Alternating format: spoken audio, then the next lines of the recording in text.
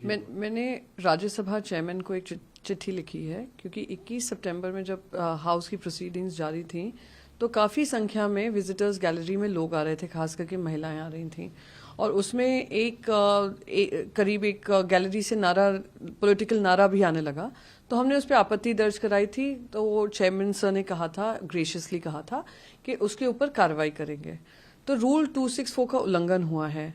ये जो विजिटर्स आते हैं वो एक एमपी के रिक्वेस्ट पे आते हैं, जो पर्सनली नोन टू देम होते हैं, उन्हीं को विजिटर्स गैलरी में ला सकते हैं। विजिटर्स गैलरी को ये कहीं भी पार्लियामेंट्री प्रोसीजर में इंटरफेयर करने की या उधर स्लोगनेरिंग करने की परमिशन नहीं है, पर फिर भी ये कानून तोड़े गए, वो हुआ है।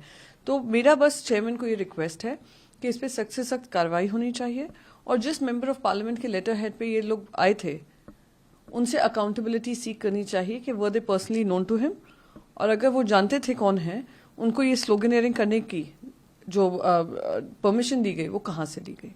जी जयराम रमेश ने कहा, हालांकि इस पर जेपी नड्डा जी ने पलटवार करते हुए कहा कि दयनीय मान सकता है ये। नहीं, देखिए, अगर आप नए पार्लियामेंट की बात करेंगे तो एक 7 सितारा होटल की तरह बनकर आया है, बहुत बड़े बड़े चेम्बर्स हैं। बिल्कुल, अगर आप आगे के सालों के लिए सोच रहे हैं तो एक निर्माण बड़ा है, पर वहाँ पे थॉट थ्रू नहीं डिज़ाइन है।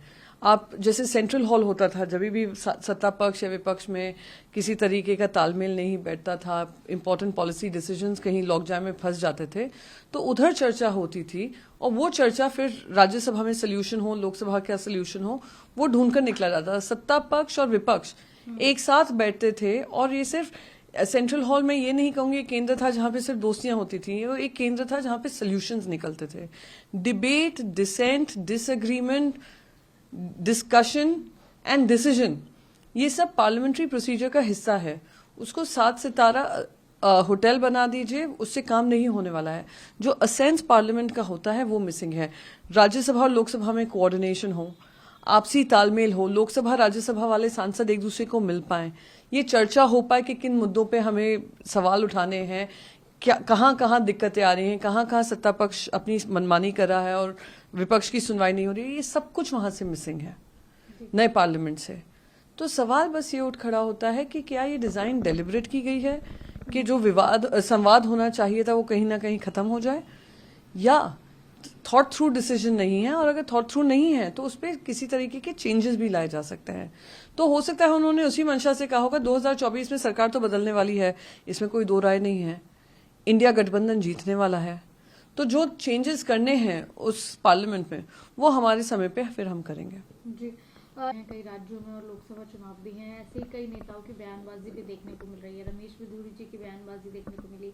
अब हरियाणा कांग्रेस के अध्यक्ष हैं उदयभान, उन्होंने पीएम मोदी को लेकर और वहाँ के सीएम को लेकर बात कही है कि उन्होंने परिवार का मतलब नहीं पता है, उन्होंने अपनी पत्नी की जिंदगी बर्बाद कर दी। इस तरीके की बयानबाजी वो कर रहे हैं। देखिए, सभी को निजी जिंदगियों में क्या चल रहा है उस पर टिप्पणी करने का कोई अधिकार नहीं है। उनका एक पारिवारिक जीवन है और एक उनका पब्लिक उनका काम है। तो जो पब्लिक डिसीजंस लेते हैं, लोगों से जुड़े हुए मुद्दे हों, उनके इशू बेस्ड अगर डिस्कशन हो तो ठीक है, पर अगर पर्सनल अटैक्स करेंगे तो ये कहीं भी ठीक नहीं है, और उससे रेजिस्ट करना चाहिए, और जिसने ये किया है उनको उसके लिए माफी मांगनी चाहिए। प्रधानमंत्री इस वक्त वाराणसी में हैं, वो कह रहे हैं कि जो आतंकवाद से जुड़े मुद्दे हैं उसको लेकर इंटरनेशनल लॉयर्स कॉन्फ्रेंस बनाने की जरूरत है। नहीं, बिल्कुल होना चाहिए, और मैं जानती हूँ कि काफ़ी सारे ऐसे कॉन्फ्रेंसेस होते हैं जहाँ पे इंटरनेशनल कोऑपरेशन की बात होती है। टेररिज्म को लेकर हमने हमेशा कहा है कि इंटरनेशनल कंसेंसस बनना चाहिए, इंटरनेशनल कोऑपरेशन होना चाहिए, जैसे आतंकी जो सोच होती है उसको जड़ से ही खत्म कर दें।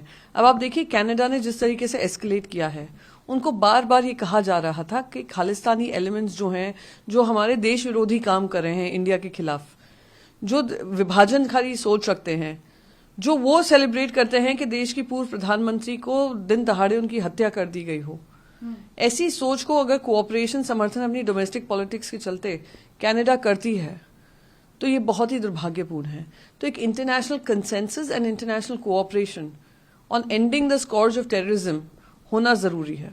जी, एक बड़ा दल है जेडीएस जो एनडीए में शामिल हो गया, आपको लगता है इंडिया गठबंधन पर इससे असर पड़ेगा?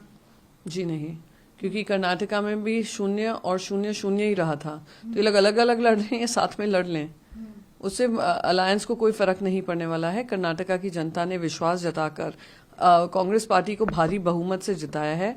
वो विश्वास पे खरे उतरेंगे। उनके काफी सारे जो प्रोमिसेस थे उसका वो इम्प्लीमेंटेशन भी शुरू हो गया है। तो आने वाले समय में ये कितने भी अलायंसेस कर ले, 38 दल का अलायंस हो गया, 40 हो जाएगा, 45 हो जाएगा, उसका कोई फायदा होने नहीं वाला है। जी, रैम को लेकर पार्टी ने भी उनको नोटिस जारी किया है। आपको लगता है क्या कार्रवाई की जानी चाहिए? देखिए, क्योंकि मांग कर रहे हैं कि अभी तक कोई ठोस कार्रवाई नहीं की गई है। देखिए, दो चीजें हुई हैं। पहले तो पार्लियामेंट्री रिकॉर्ड से एक्सपंज किया गया। एक्सपंज कब हुआ? जब हंगामा हुआ, और उनको सिर्फ एक फटकार लगाकर ये कह दिया दूसरी बार मत करना। आपने बाकी जो 300 सांसद हैं भारतीय जनता पार्टी को, उनको ये बल दे दिया है कि एक बार बोल दोगे तो आपको छूट मिल जाएगी, दूसरी बार मत बोलना। तो आप सोचिए, 300 लोग अगर इस तरीके से एमपीज को उनके रिलीजन के आधार पर टारगेट करेंगे और इस तरीके की हेटफुल स्पीच पार्लियामेंट के अंदर देंगे, ये पार्लियामेंट्री मर्यादा के खिलाफ ही नहीं है, हमारी पार्लियामेंट्री डेमोक्रेसी का हनन है। और उस पर कार्रवाई अगर नहीं हुई, वो नोटिस दे दें, कारण बताओ नोटिस दे दें, वो महीनों तक उस पर बैठे रहें, क्या कार्रवाई करेगी? बीजेपी को कमिटमेंट देना चाहिए कि दिस स्पीच इज अनएक्सेप्टेबल। अब तक कहा जाता था ये फ्रिंज एलिमेंट्स हैं, अब फ्रिंज ही मेन स्ट्रीम बन गया है। नई सांसद में और नई संसद में इस तरीके की नई भाषा का जो शुरुआत हुई है वो निंदनीय है, और स्पीकर साहब को उनको सस्पेंड करना चाहिए। तभी जाकर मैं मानती हूं जो संसद की गरिमा है, संसद की परंपरा है और संसद के नियम कानून हैं, उसका सही मायने से काम होगा। जी, हम कई महीनों बाद अब इंटरनेट दोबारा से शुरू हो गया है, वहाँ की स्थिति धीरे धीरे बेहतर होती हुई दिख रही है, क्या कहेंगे? देखिए, इंटरनेट बैन इतने दिनों से लगा हुआ है, तो पूरे देश में, मणिपुर में क्या बीत रहा है, क्या हो रहा है, जनता के पास कोई इन्फॉर्मेशन ही नहीं थी। आपने पीस के पर्पसेस से किया था, पर अभी भी घटनाएं चालू हैं, अकाउंटेबिलिटी कोई सेट नहीं हुई है, मुख्यमंत्री पे कोई कार्रवाई नहीं हुई है। जब पहली बार इंटरनेट बैन लिफ्ट हुआ था तो सबसे पहले जो वीडियो सामने आया था वो निंदनीय वीडियो सामने आया था, जहां महिलाओं के साथ अभद्र घटना हुई थी, और तब जाकर पता चला था कि 3 महीने तक कोई कार्रवाई नहीं हुई है। उन महिलाओं ने सुप्रीम कोर्ट में जाकर दर्ज किया था अपनी आपत्ति कि इस मुख्यमंत्री के चलते हमें न्याय नहीं मिलेगा। पता नहीं कौन सी इतनी घटनाएं हैं जो मणिपुर देश से छुपाई जा रही हों और जो मणिपुर ने विटनेस की हों। तो इंटरनेट बैन लिफ्ट करना मैं उसको वेलकम करती हूं, पर साथ ही साथ एक ऐसा माहौल बनाए जहां पे न्याय व्यवस्था, कानून व्यवस्था अपना काम करे।